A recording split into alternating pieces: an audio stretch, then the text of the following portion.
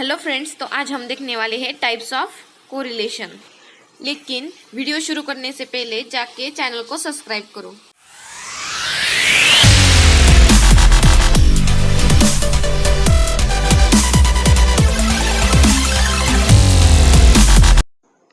तो आज के वीडियो में हम बात करने वाले हैं टाइप्स ऑफ कोरिलेशन। तो तीन टाइप्स होते हैं। First is positive correlation, then second is negative correlation and then third is no correlation. तो सबसे पहले हम पॉजिटिव कोरिलेशन क्या होता है ये देखेंगे। Positive correlation.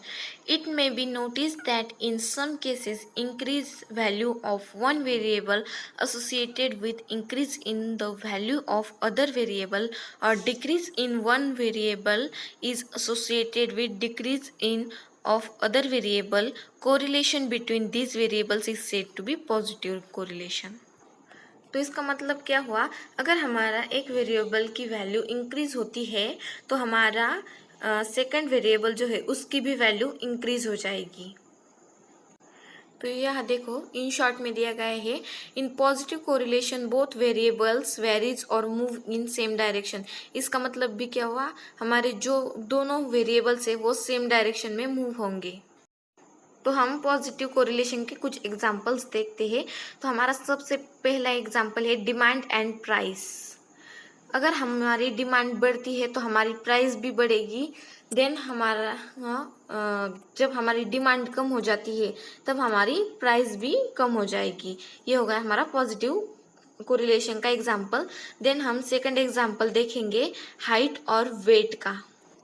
तो जैसे जैसे हम छोटे से बड़े होते जाएंगे वैसे वैसे हमारी हाइट भी बढ़ेगी और हमारा वेट भी बढ़ेगा। तो ये हो गया हमारा और एक पॉजिटिव कोरिलेशन का एग्जाम्पल। इन पॉजिटिव कोरिलेशन हमारा जो आर का वैल्यू होगा वो 0 to 1 के बीच में होगा। अब हम देखेंगे negative correlation. In some other situation, increase in the value of one variable is accompanied by decrease in value of other variable and vice versa. इसका मतलब क्या हुआ, अगर हमारे यहाँ ऐसी कुछ सिचुएशन होती है कि उनमें एक वेरिएबल की वैल्यू अगर हम इंक्रीज कर दे तो हमारे दूसरे वेरिएबल की वैल्यू हमारी डिक्रीज हो जाएगी। या फिर हमारी एक वेरिएबल की वैल्यू अगर डिक्रीज होती है तो दूसरी वेरिएबल की वैल्यू हमारी इंक्रीज हो जाएगी। वाइस वर्सा का मतलब ये होगा। यहाँ पे इन शॉर्ट दिया गया है, in negative correlation both variables varies और मूव इन अपोजिट डायरेक्शन। इसका मतलब क्या होगा, हमारे निगेटिव कोरिलेशन में हमारे जो दोनों वेरिएबल्स होते हैं वो अपोजिट डायरेक्शन में मूव करते हैं। मतलब एक अगर इंक्रीज होगा तो दूसरा डिक्रीज हो जाएगा।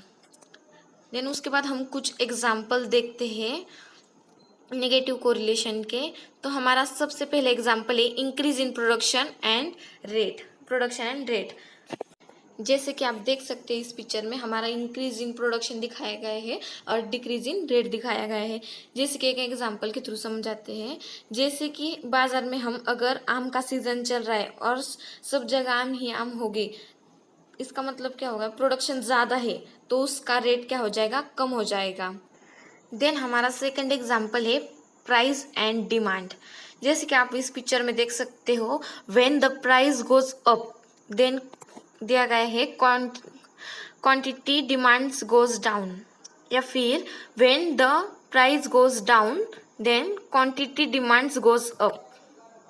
तो इसका मतलब क्या हुआ, जब हमारे प्राइस अप होगा तब हमारी क्वांटिटी डिमांड क्या होगी, लो होगी। या फिर जब हमारी प्राइस लो होगी तब हमारी क्वांटिटी डिमांड अप हो जाएगी, मतलब ज़्यादा हो जाएगी। नेगेटिव कोरिलेशन में हमारा जो आर होता है वो -1 to 0 के बीच में होता है। देन उसके बाद देखेंगे हम no correlation. Sometimes change in one variable is not related to change in other variable, we say that there is no correlation. तो इसे हम एग्जाम्पल के थ्रू समझेंगे। तो हमारा नो कोरिलेशन का एग्जाम्पल क्या होगा, वेट एंड इनकम।